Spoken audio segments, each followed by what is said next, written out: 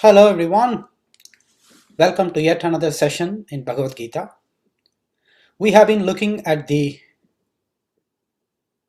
permanent nature of atman. We learned in the previous verses that this human body doesn't just constitute only the physical elements, but there is a invisible, permanent, constant, never dying spirit that exists inside every one of us. Sri Krishna had been describing at length the greatness of that spirit called Atman that lives inside every living being. He tells Arjuna that since that Atman is there inside every living being, you don't have to worry about your opponents losing their lives, because it is just the body that is going to fall down. The Atman cannot be destroyed by any weapons. No weapons have been invented yet to destroy that minutest, smaller than an atom called Atman that is living inside yourself. And that is indeed your own identity. This body is not your identity, but that Atman is your identity. Whoever who understands that will not worry about being dead or causing harm or injury to others. Now let's proceed to see what happens in the next few verses. There are many interesting, important things to learn from now on. Until the first chapter, anyone can understand, anyone can appreciate, because it is all about Arjuna feeling sad about hurting his own relatives. And so it is all quite easier. It's just like a story. But in the second chapter, it's not that easy to understand and appreciate because of the concepts being introduced by Krishna. And if we can appreciate it, if we can understand the second chapter in Bhagavad Gita, then we have understood life fully. Then we can exist to the maximum potential. We can live life to the fullest extent possible only if we appreciate chapter 2. Let's jump in right away and see what are the next verses talk about. Let me share my screen.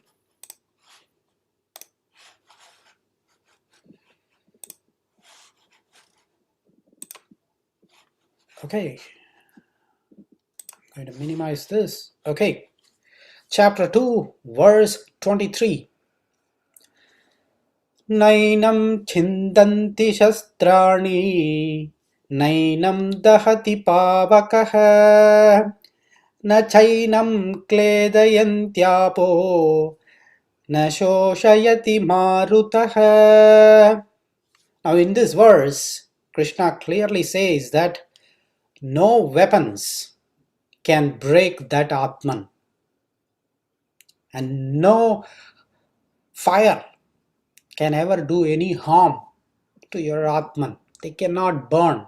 Fire doesn't have the ability to burn the Atman, nor does water moisten or dampen the soul, nor can wind dry the soul.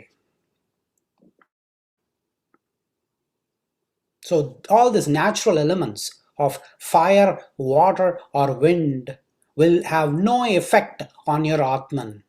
That is because this Atman is made up of aprakritam, whereas these basic elements like fire, water or air, wind, they are all prakritic in nature. They are all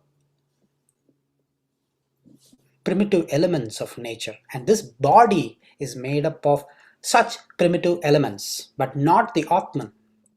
For example, when a person is dead, he is either burnt, is not he, the body is either burnt or it is buried.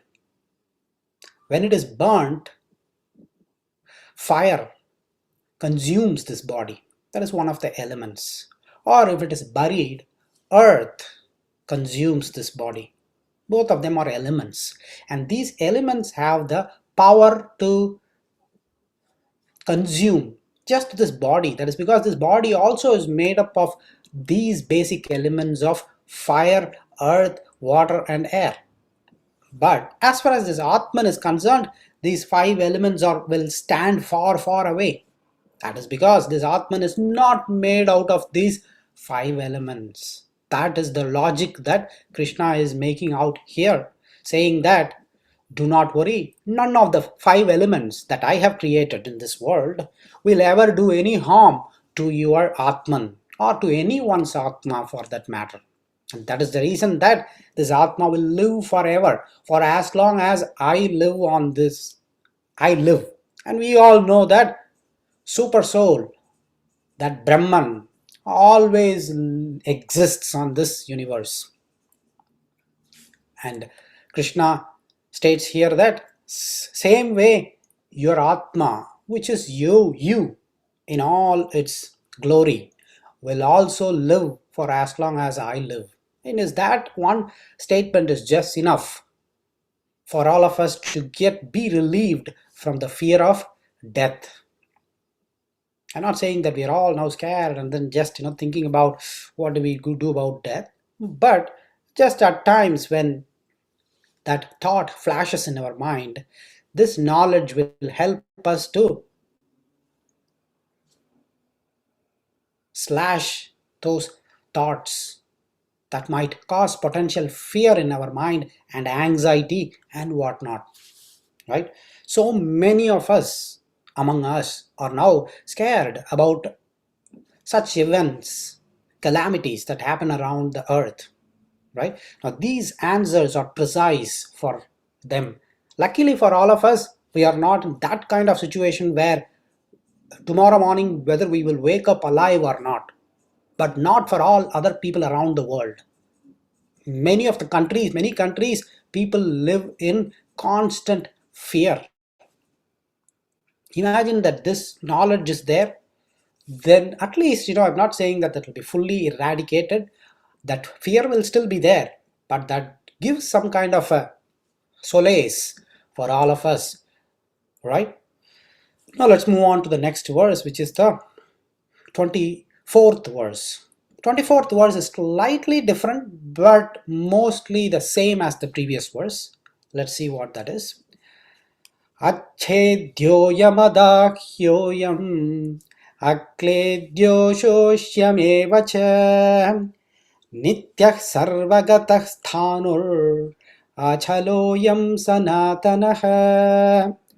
Now in this verse, Krishna puts exactly the same meaning, same shloka as before, but slightly differently. Now in this shloka he says that Atman is unbreakable, that Atman is incombustible, and nor can it be dampened, nor can it be dried. In the previous shloka, it was slightly different. Weapons cannot hurt your Atma, fire cannot burn your Atma, water cannot dampen your Atma, wind cannot dry it. Now in this shloka, Atma is unbreakable, Atma is inflammable, Atma is cannot be dampened or dried. Now it's just a property of the Atma. It has nothing to do about the elements, but it is a very nature of the Atma is it is not susceptible to any such changes by the external forces. Now why is it that he's stating it in one direction and restating the same points again and again in different ways? Is it needed? A good teacher is one who states the same point in from multiple directions, multiple angles, multiple perspectives, so that students can understand it in a much better way. For few of us, when you explain from one perspective, it will be clear. But many of us, a different perspective will help. That is why Krishna is now bringing in multiple perspectives, excuse me, and explaining the same point, which is fundamentally he is trying to say that your Atma is well protected. It doesn't have any external influence that can destroy it, that has its own energy and that will live forever. So that he wants to drive home that point strong enough. That is the reason that he's providing examples and he's providing multiple ways of expressions. Now let's move on to the next. Before moving on to the next shloka of ours, I'd like to give a simple story, narrate a story, so that we understand this last two verses much better. Nainam chindanti hastrani, that was the shloka here, right? And the next shloka here. If we listen to a story of King Janaka, Janaka was a father of Sita Mata. We all know that, right? Now let's know about a story behind King Janaka and relate that story to these two shlokas. Sage Yajnavalkya lived a long time ago, and he had his own set of students and disciples. Most of them are smart and intelligent, while few of the students are not that smart. They are not great learners, but still they were students of Sage Yajnavalkya. Whenever King Janaka was also one of the students of Yajnavalkya. Since King Janaka was the king of Mithila, whenever his schedule permitted, he used to take time off and attend lecture sessions of Yajnavalkya. Sage Yajnavalkya used to have every day evening sessions of discourse, talking about Atma, talking about body and the difference and everything. Sage Yajnavalkya always held high respects and regards for King Janaka. And so he used to reserve a seat in the front row, and he will ask the students to just reserve that seat for King Janaka. Though many students didn't have any problem with that, few of the not so smart students were just growling and burning with jealousy. They thought that just because King Janaka was a king, Yajnavalkya gave more respect and more reservation, more special treatment for King Janaka. They murmured, they gossiped about it. Sage Yajnavalkya came to know about it, and he decided to teach those students a good lesson out of it. One day, when King Janaka was also sitting in the front and with other students and listening to the discourse of Sage Yajnavalkya, Sage Yajnavalkya created with his mystic powers fire around the place. Fire started engulfing and then it started approaching towards them, and the minister who accompanied King Janaka rushed towards the classroom and then let King Janaka know that fire is fast spreading the country and we need to do something about it. So King Janaka said, he gave all instructions to that minister, asking him what all things he should do to protect the people.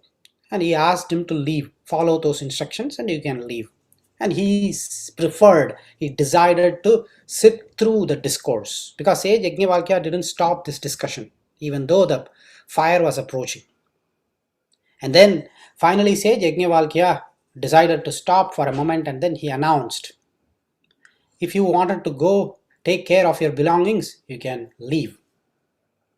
As soon as they heard those students who thought that fire is engulfing, that's going to burn everything else, they rushed towards their apartments and started getting all those belongings. But King Janaka didn't move from his place at all, along with other students, of course, other smart students. And those students who ran to pick up their belongings, after a while, the fire disappeared magically. They all returned, not knowing what happened and how the fire was gone. They returned to their seats. Now they looked at sage Yajnavalkya. Yajnavalkya just asked those students who ran away, all these days you have accumulated few utensils, few vessels here and there, and just because you saw some fire spreading, engulfing, you ran towards it to protect those belongings of yours.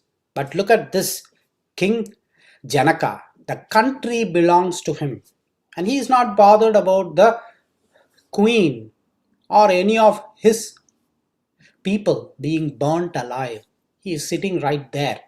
And why did you all go?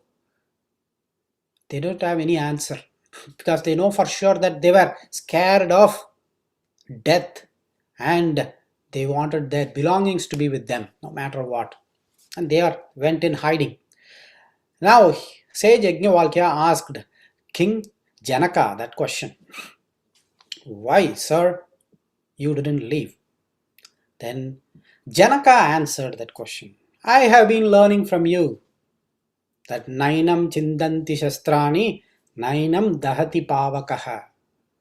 This fire cannot burn our Atma. It can burn everything else, but not my Atma, not your Atma, not the Atma of my people in this country. And so that is why I stay put in this place. Then the students who were talking ill of King Janaka understood about the power, the knowledge of the king. And that was the reason that Yajnavalkya preferred or liked King Janaka the most. Not because he is the king, but because of the interest and the passion with which he learns things. Right? So now that was a story behind this shloka, especially for us to remember. Right? Let's move on to the next shloka. With that story, we will move on to the next shloka. Chapter number 2, verse 25. Avyaktoyam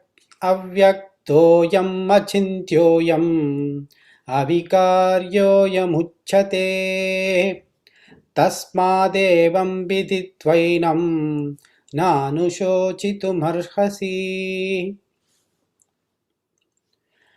Now, avyaktoyam, it is unclear, it's obscure, you cannot see the Atman. Avyaktoyam, avyaktaya, avyakta is you cannot see. Vyakta is clear to see. Avyakta is unclear, not able to see. Achintyoyam, it is not possible to understand it through your mind alone. It is beyond intellect, inconceivable by the mind, human mind. That is achintyoyam. Avikaryoyam, unchangeable. It always remains, but it is not possible to see through your human eyes, not through your mental eyes, but it needs beyond that. Anything, everything in this world, in this universe, can be understood, explained, not the Atman. Atman can only be experienced. There is a logic for everything, but not for Atman. Atman can only be experienced. That is the point that Krishna is driving out here. If that is there, why is it that doctors were not able to identify that? Why researchers are not able to say that yes, there exists Atman? He puts a full stop here. Period. It cannot be seen through eyes. It cannot be understood through your mental intellect. So we know that the five indriyas that we have, the eyes, the nose, tongue, skin, and ears, they all have mind as the commander, right? Mind is attached to all these five senses, and mind itself is attached to the intellect, and intellect is attached to the atman. Now most of us in this world dwell, live our life with the lowest level, which is enjoyment to the eyes, enjoyment to the ears, enjoyment to the taste, and enjoyment to the skin, and enjoyment to smell. But very few of us mature and slightly go above. Mind is more important. To control the mind, take charge of the mind and decide, let's not go the way that eyes go. Let's not walk the path that our tongue or ears is dragging us. Mind should be in control. So few people uh, promote to the level of mind and act from the mind, not from the senses. And few people go beyond mind and use their intellect. In fact, intellect and mind work together, right? There is no, you cannot just operate the mind without intellect to control it. In order for the mind to have the control on the senses, intellect should be voluntarily called in. I decide that yes, I wanted to stop eating this sugary items if I wanted to control my weight, let's say for example. But tongue is asking, mind is saying okay, intellect says no, we have decided, we took a decision not to go yield for this senses. So I'm going to say no to it. Where does that answer emerge from? That is from the intellect, right? Because why the intellect? Because intellect knows what will happen in future. It can analyze things based on the previous information. Mind just yields to the pull of the five senses, but intellect is the one that analyzes. If I just yield now, then I will have to pay the price tomorrow. So that the control will be exerted only by the intellect. Now the intellect itself derives its powers purely from the atman. Intellect cannot operate all by itself, and that is the reason that people are scientists say that we use only 2% of the power, whereas the 98% reside purely in the Atman. But they don't know, they are not able to explain that to that level because they don't accept Atman as one entity in this entire group of things. They stop at the intellect level, right? So because of this, it is not possible to see that atman. Mind alone, intellect, it is only with the intellect we will have to attempt to appreciate that atman, that is for sure. But that is alone is not enough, is what here he is saying. Avyaktam, if it is avyaktaha, right, there is an external help also that is needed, and that is from a guru. A light, a lamp is there, a diya is there, for example, right, with the oil poured into it, and the diya is ready to be lit. That is how it is, atman is there in our mind, but we are not able to see that yet. An external diya, another lamp has to light that, right? So that is when it will glow. That is the role played by gurus and shastras and epics, itihasas, right? So this itihasa, shastra, the Bhagavad Gita, all these upanyasams, pravachans, or through a guru that gets lit. And then we feel able to appreciate that within ourselves. It is all within ourselves, but still we are not able to see it. Where is the magic? Magic has to be from outside through this knowledge. Knowledge opens up that and reveals that atman to ourselves.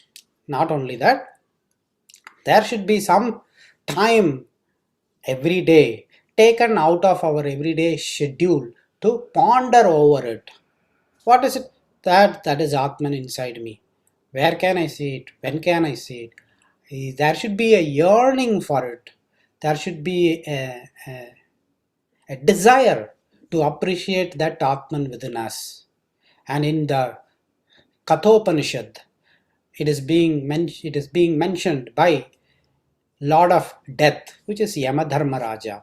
He says to Nachiketa clearly that not all people can appreciate that Atman within themselves. Those for whom that Atman has decided to reveal itself will automatically reveal. But that doesn't mean that the person should not take effort. He should absolutely be taking efforts to appreciate it. Right? What is that one thing that can help? The Pranava mantra, Omkara mantra will help travel that individual into the realm of Atma. Right? So these are the things that we need to keep in mind while interpreting this shloka. Because if it is avyaktaha, if it is invisible, inconceivable, then one question that some people will ask, right? If it is invisible and inconceivable, why should I worry about it? As simple as that, right? If Krishna himself says that it is invisible, it is inconceivable, it is not possible to see, it is so hard, it is not visible, okay, why should I take all those efforts then? Anyway, I'm not going to see, right? It is mentioned so that it is not that easy to see, but doesn't mean that it is impossible. He never said that it is impossible. All he says is inconceivable. It is, you can't even imagine that such a thing exists inside. You can't even imagine the powers of Atman inside you. That element of the divinity that we all say God, God, God, God, it's not outside. That element is also present inside us. So that appreciation we all should develop is the desire of this shloka. Right? So if someone knows that, oh, such precious thing is present inside me, then the curiosity will increase and improve. Right? That is the intent of the shloka, of this shloka, not just to drive people away. Right? Okay, now let's move on to verse 26 and 27 together. Athah chainam nitya jatam nityam va manyase mritam तथापि त्वं महाबाहो नैवं शोचितुमर्हसि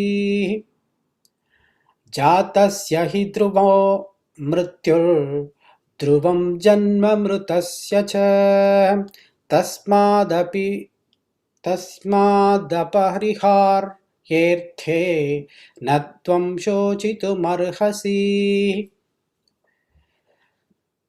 So Arjuna, if you think that there is nothing like, there is no, that this soul is not, will not undergo any birth and death, right? The soul also will undergo birth and death along with this body. Then also you don't have to worry about it. That's what here Krishna is trying to say. That even if you are a person who think that there is nothing like an eternal soul, because there are various schools of understanding around the world. Krishna didn't write this for one group of people alone. There are multiple groups of people who believe that body dies, I mean the soul also dies along with body. There are many religions based out of that, right? And then it takes a new manifestation where again the soul, again the body is born. Such kind of beliefs existed even during his time also. We wanted to address that. Now, even if you think that it's going to be dying and it's going to be born together with the body, then also you don't have to worry about it. Then why, Arjuna asked, how? Because so Atma, I've been thinking that Atma will not die, and that's why I'm feeling happy about it. Now you are saying that even if I think that Atma, the soul will also die, why should I not worry about it? Now the next question he asked, the reason is Jatasya hi dhruvo. Even a person who is born, one thing is for sure, which is death.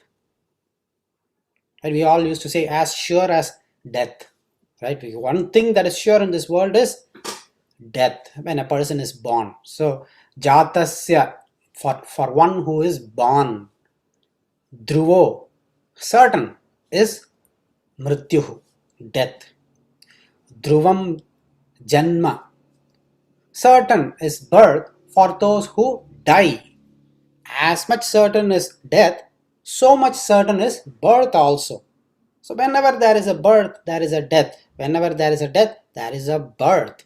And so why do you again worry about it? That is why I'm saying this is inevitable. This birth and death and birth and death is inevitable. So don't worry about death. Don't worry about the death of so many people who are standing in front of you. They are going to be born again. This is the point that Krishna is trying to drive here. Right? So now Nitya Jatam. So Atha Chainam Atha Cha Enam. Enam is here in this case Atha Cha Enam. That's how you read it. Atha Chainam is Atha Cha Enam. Enam refers to Atman. Nitya Jatam. Nitya, always. Jatam, being born. Right? The soul is being born, soul is being dead. There is no such thing in the first place, but atha is using atha. Atha is if in case you think that way, right? Atha cha enam nitya jatam, daily it is born. Nityam va manyase mritam. Nityam, every day it is dying. Mritam is dying, right?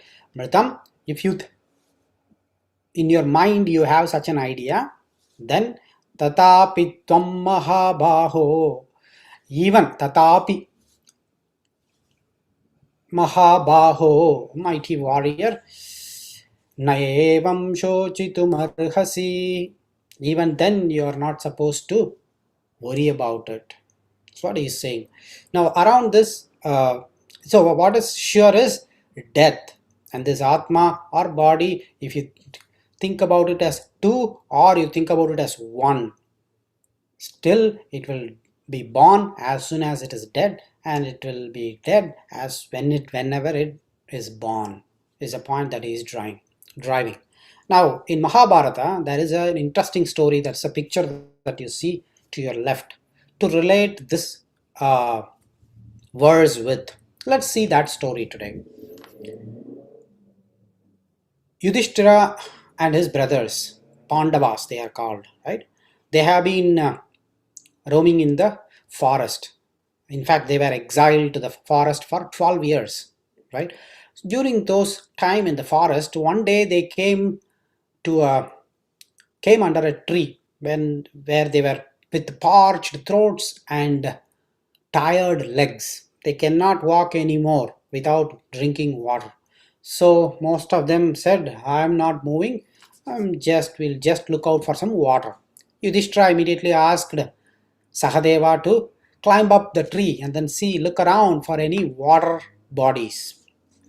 Sahadeva went up and he spotted some water a mile or two away from that place. Then Yudhishthira said, go ahead and then fetch some water for all of us, drink some water yourself. So Sahadeva, the last brother, went rushing towards the spot where he saw a pool, luckily, and then he was about to drink some water. He was so thirsty, so thirsty. They were walking for so long. They about to take some water when a Yaksha in the form of a bird stopped Sahadeva and said, stop, do not take the water. Answer my questions. If you can answer the questions, then you can drink water.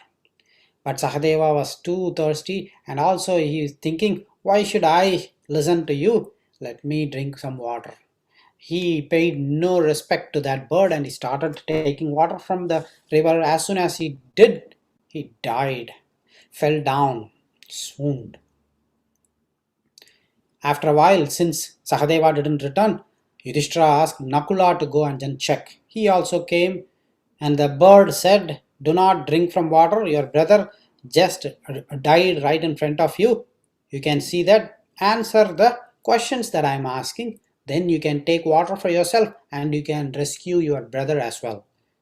But Nakula also didn't listen to the bird. He tried drinking the water. He also fell dead. And then Arjuna came. He also did the same thing. They were arrogant. Water is there. Who are you to ask me to stop not drinking water? And so he also fell dead. Then finally Yudhishthira asked Bhima to go figure out what's happening.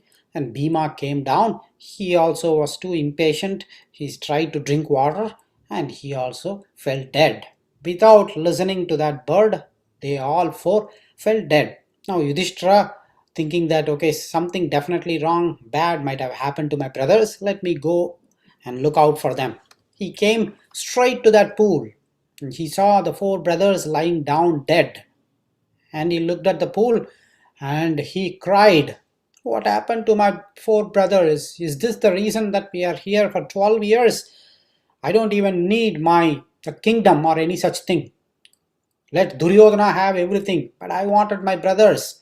Oh no, he looked at Bhima, he looked at Arjuna, all of them were lying on the ground, motionless. He grieved, but he couldn't do anything. Finally, he saw the pool of water. He was so parched himself.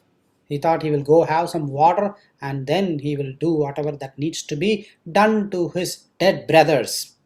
He went near the pool, started taking some water on his hand, and by the time this bird stopped Yudhishthira also and said, "Answer my questions, then you can drink water as much as you want and also you can rescue your brothers, bring your brothers back to life.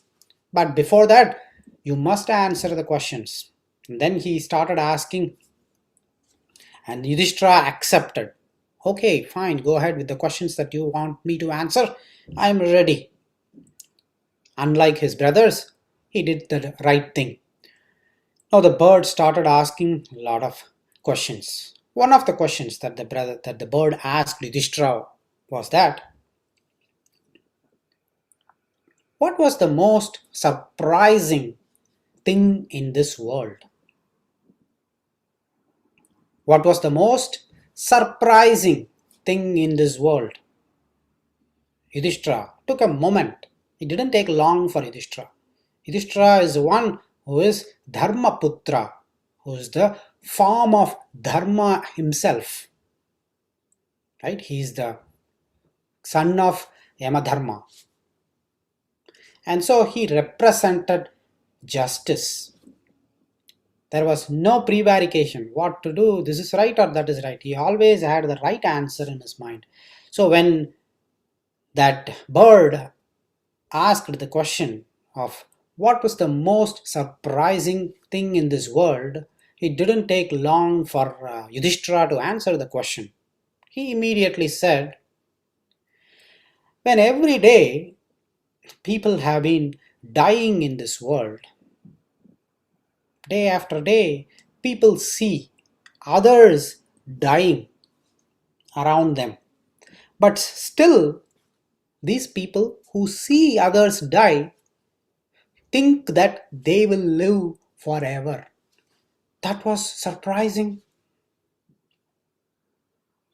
What was more surprising is people have been watching death after death after death after death, but they think that I will live forever.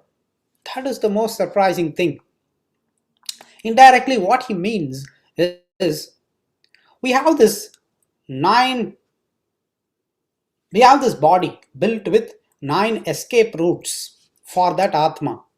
This atma could have easily gone out of one of those 9 escape routes of this body.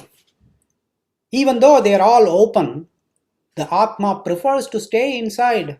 That is what is making every one of us to believe that I will live forever, right? And a parrot, a parrot is caged. The parrot is caged with the doors open.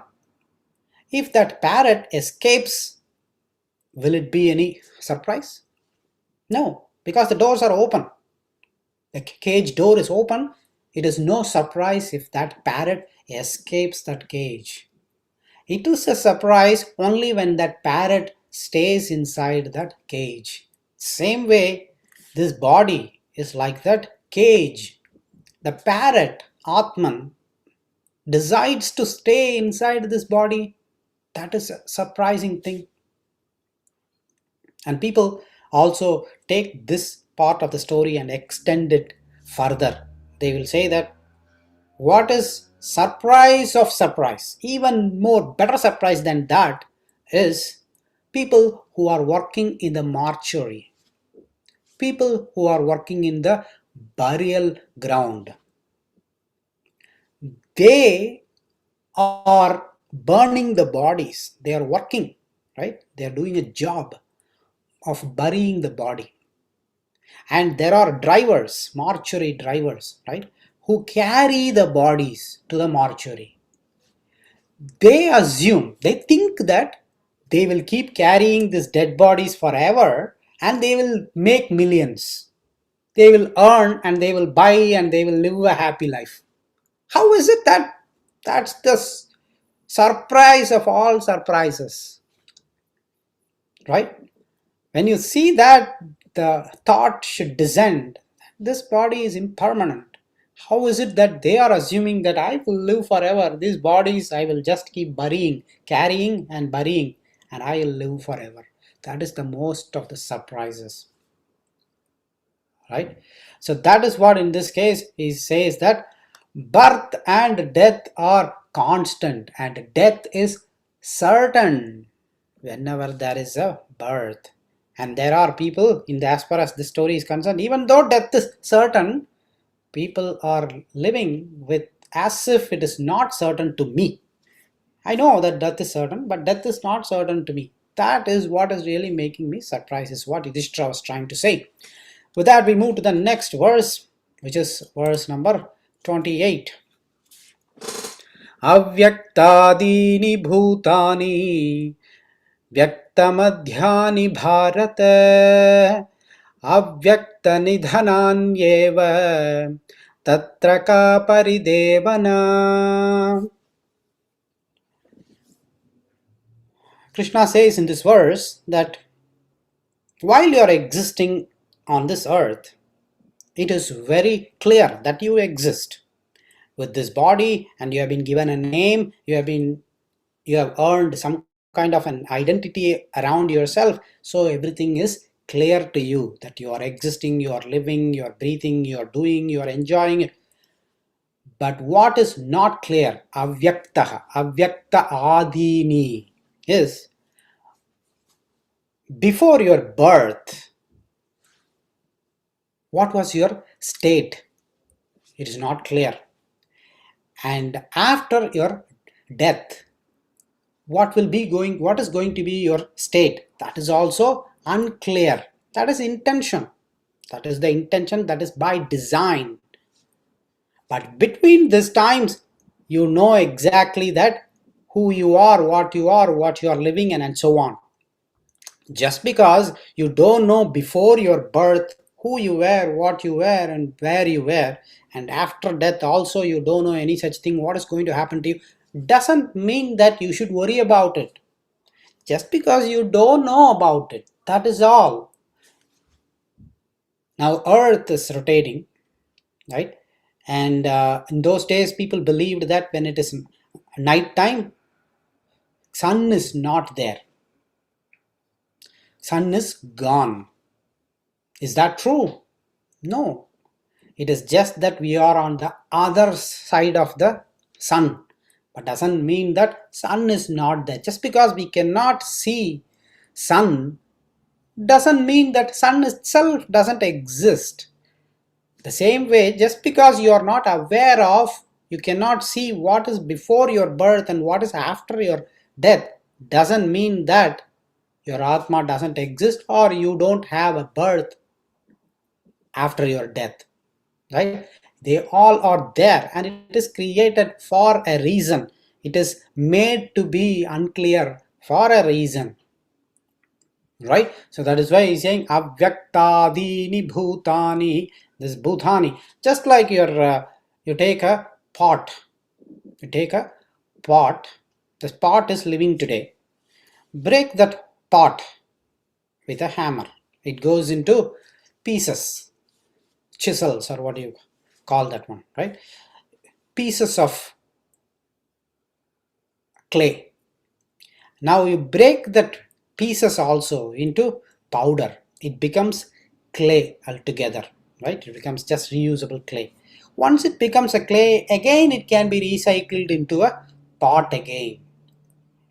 Just that it was a pot now, after a while it was broken, and after again it can become a pot. And once it becomes a pot, believe that death is certain. It is going to be destroyed one day. It is going to be recycled, and once it is recycled, it will become maybe not a pot again. It can take a different form altogether, but that is sure that it is going to take another form, and there is no uncertainty about it. The same way your atma is also going to go through that cycle of birth and death, just that you are not aware of it. What you are aware of though is this birth.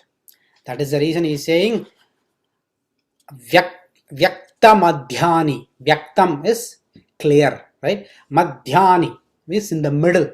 In the middle it is clear. Before birth it is not clear. Avyakta adini, right? Before, avyaktam is unclear before birth. And then Bharata is addressing as one of the descendant of Bharata Kula. Avyakta nidhananyeva. Avyakta nidhananyeva. After death also it is avyaktaha. You don't know what happens after. Tatraka paridevana. Tatraka. Tatra is therefore, hence. Ka paridevana. Why are you lamenting about it? Right? Why should you worry about it? That is the meaning of 28. Let's move on to 29. That is the one of the important verses that I have for today. Okay. Ascharyavat pashyati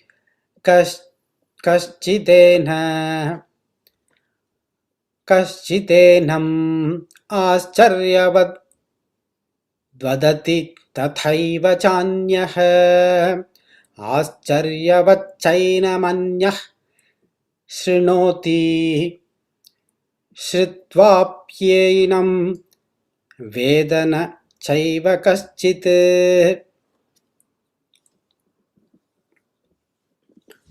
So in this shloka,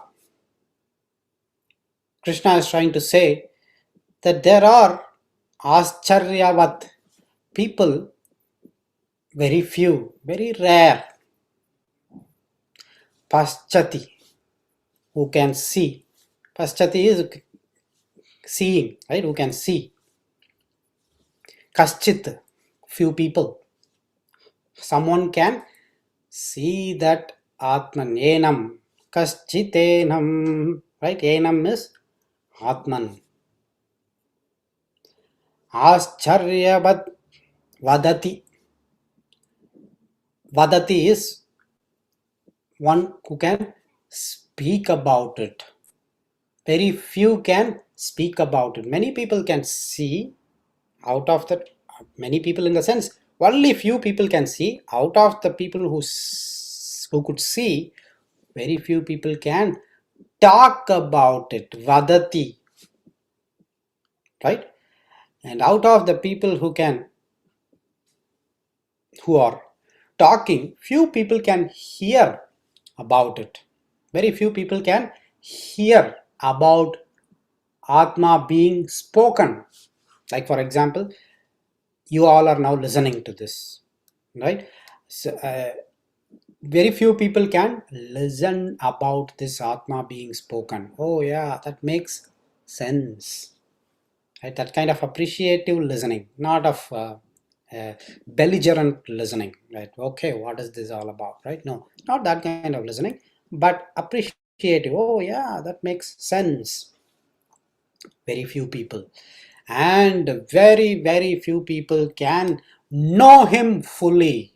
Even though many people can see, hear or talk, very few people can know him fully.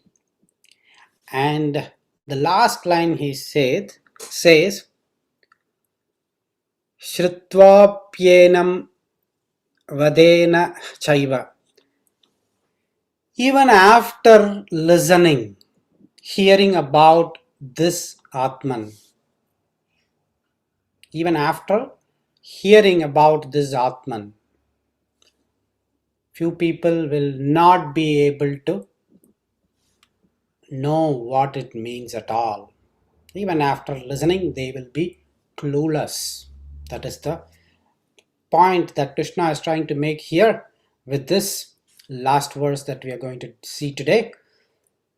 So this stresses the importance that we need to keep listening, keep meditating, and keep practicing our habit of improving the knowledge around it.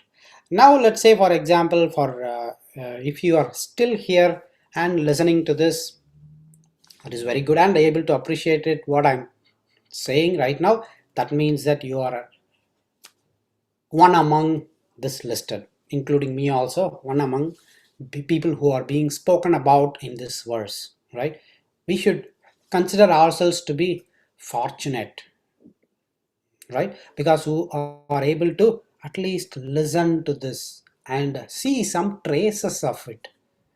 And why is it that it is so hard that, like any other thing, that we can easily appreciate it and then keep moving forward? It is not that easy because this Atma is not something equivalent to anything else in this world. For example, if you wanted to explain anything, someone should be able to have an example that this Atma is like this. That is why you have to learn. Where is that example for this Atman? Right? There is not that it cannot be explained through examples because we are talking about an invisible thing inside us. Right? So there is no examples that can be provided. And even God can at times be easily understood than that Atman within ourselves. Right? For example, God can be understood because there are many scriptures that talk about God. Where are the scriptures that talk about Atma? Very few scriptures like this Bhagwad Gita or some such few things that talk about the greatness of our Atman. But there is many scriptures about God, number one. Number two, temples are there everywhere. At least you can say that this Murti of Vishnu is what you can think as God and you can pray to him. It's easier at least. Right? But for this Atma, where is such Murti? There is not even any figure or uh, shape that we can imagine. Right? That is why it is being so hard for most of us. Even though we are able to appreciate it, that something, that energy stays inside us, it is not able to fully understand it and uh, dissolve within ourselves, digest that thing within ourselves and experience it, right? But doesn't mean that it is not possible for us to appreciate, fully experience that Atman inside that. It is also a reason that we have all along been appreciating this body very much, if you look at it, right? Since the day that we are born, we know about this body. We cried whenever we were hungry. So we took care of this body. Whenever we got hurt, we nursed that part of the body. So as far as this body is concerned, we are 100% sure what all happens to this body, at least externally. Internally we still don't know, many of us don't know much about it, but at least externally we don't know we know very well when it will be tired, when it will be happy, when it will be sad, and what happens after 8-10 hours of some work. Everything we know about this body, and we took care of this body very well, and we mentally at least prepared ourselves as far as this body is concerned, body's requirements, body's needs are concerned. But we hardly improved, hardly understood about or thought about the Atman. Right? Now that we know about it, Now that we are being introduced through this Bhagavad Gita sessions, Bhagavad Gita, about such an element inside us, that is the greatest one, that is the identity for ourselves. The next thing, next step that we'll have to do is start thinking about that one. That is the way, only way there we can appreciate it. Because let's say 30 years we have lived, or 40 years we lived, or 50 years, whatever your age may be, all these years we have been only knowing about this body, and we know that now very well. Now at least we start knowing more about that atman by doing meditation. That is why meditation is very important, because intellect cannot know this atman. Meditation can know this atman. The reason is, by meditating we are bringing down the intellect, because sometimes intellect is not helpful, especially in atman. Intellect is too powerful, too sharp. It will start arguing, it will start asking why this, why not that, this, that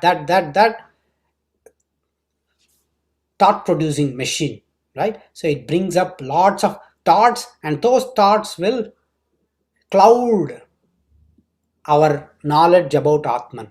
So first thing that we do in meditation is to zero out those thoughts. If there are zero thoughts, then that atman starts rising up slowly, and then we will be able to appreciate it.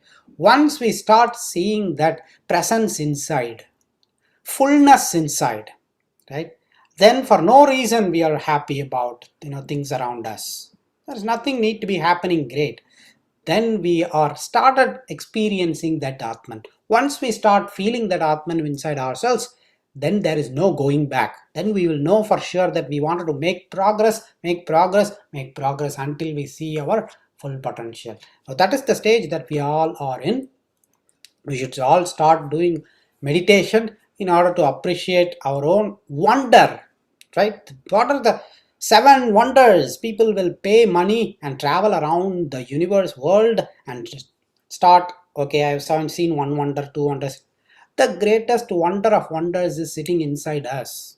What else can be the greatest, right? What else can be a wonder? And traveling inside, I have always enjoyed. Instead of traveling all around the world, once, if anyone can travel inside, take that inner journey, even if it can be 1 or 2 miles, still we will feel happy inside. Inside, as there is a world that is actually as huge, or even much bigger than the outside world. So if we can travel inside, we bring out many truths about ourselves and about our atman, right? That is my true wish today, and I wish that we all will be in this group, will be able to achieve that and experience that atman and make progress in life and find better answers to the questions that are surrounding us. Many of the questions are evading answers, eluding, right? Not able to say precisely. Only from that source, if we are able to go to that source and look at those problems, then many problems will give itself the answers, right answers. With that, we come to the end of the session. I'll see you all next session.